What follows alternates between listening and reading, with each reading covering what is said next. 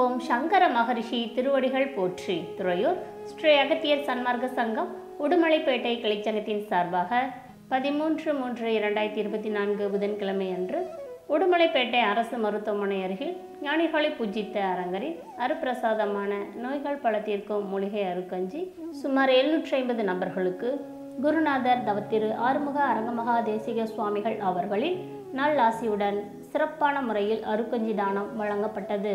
இன்றைய அருக்கஞ்சி தானத்தை வழங்கிய உபயதாரர் திருமதி ராம்யா அவர்களின் பிறந்த நாளை முன்னிட்டு இவரது கணவர் மயில்சாமி மற்றும் இவரது குடும்பத்தினர்கள், மருந்து ஆளுநர், துணை இயக்குனர் அலுவலகம், திருப்பூர்.